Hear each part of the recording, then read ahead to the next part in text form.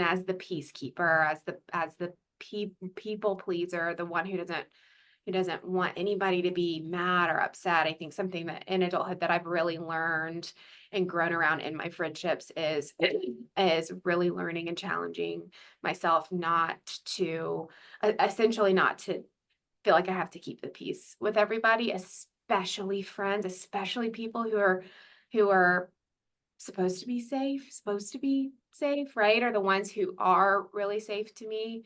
That um, I I really value um, being friends with people, whatever layer they're at, and maybe whatever branch they're at, or whatever the metaphor you want to use. That I can show up authentically. And me being authentic, I've learned means that I can't keep the peace all the time. And so that's felt really important for me and how I've learned to kind of navigate friendships and to adulthood. Because the reality is that yeah, I do still have really great friends from a couple really great friends from college or high school, and the reality is that they live in different states and we just don't talk all the time. And I know that we can catch up, once a year, and we can pick up where we left off, and that's safe, and that's fine. And there's not going to be resentment there. Nobody's going to be mad at anybody. And so and then allowing friendships where there has been maybe a dysfunctional kind of pattern, allowing them to run their course and maybe naturally end when they've needed to. Yeah. Yeah. Yeah, absolutely. I mean, there is that natural kind of transition from maybe in the inner core to the outer core as we grow and our lives change and we move away from each other. That's okay. That makes sense. But it sounds like only keeping those people in your sphere when it's authentic, when you can both accept that this is the dynamic now. Because I definitely had friendships where there's a lot of pressure to be more than that when it just didn't make sense and it no longer felt safe.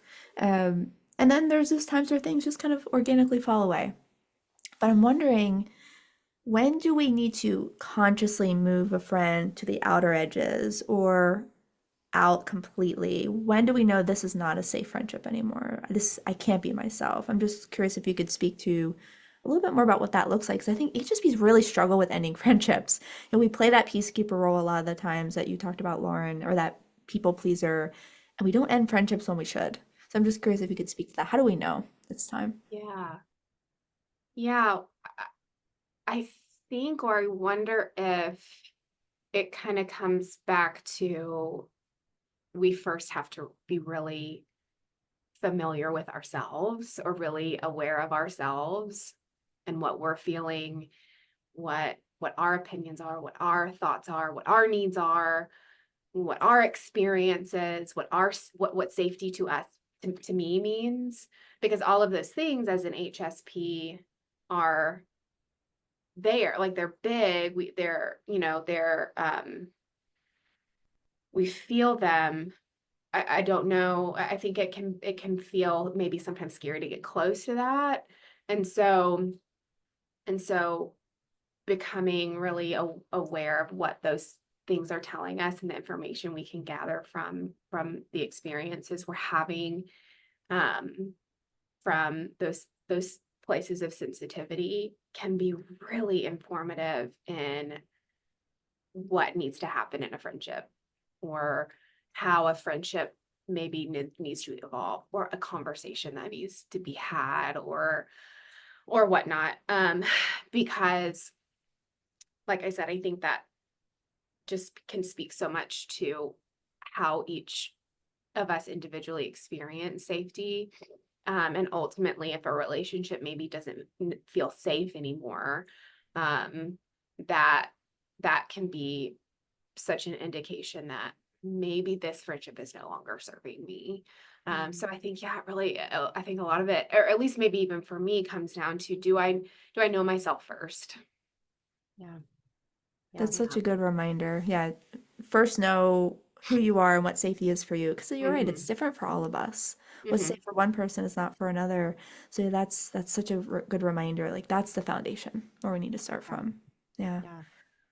Yeah, I would add too, I think that's like just such an excellent point, Lauren.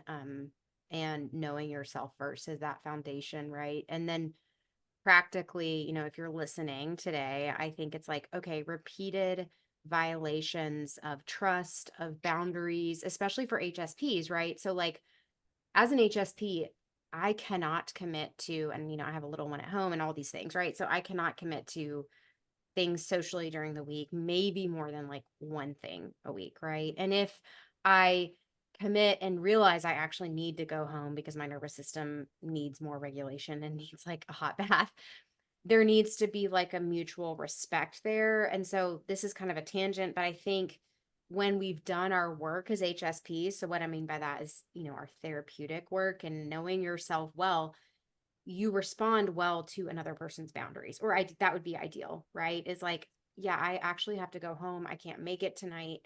And how the other person on the other side receives that and then how they respond to that, I think is really telling. And so that person might even be an HSP and not know it, but still respond poorly, right? So I think that's like practical, kind of just really analyzing how other people respond to our boundaries, how other people communicate with us, um, their kind of perception and even tolerance of emotion.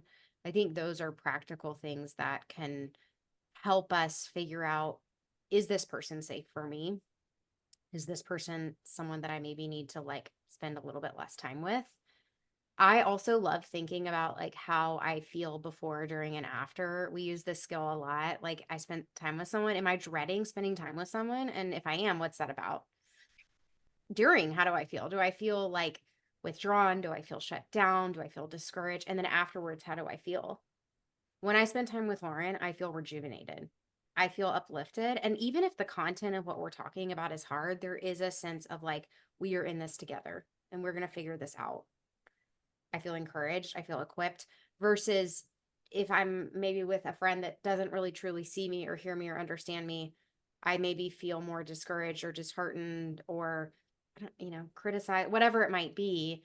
And those check-ins, like Lauren was talking about with yourself, I think can be really helpful. So how do I feel before spending time with this person? How do I feel during? And how do I feel afterwards? And being intentional about naming that for ourselves with our friends can be really fruitful.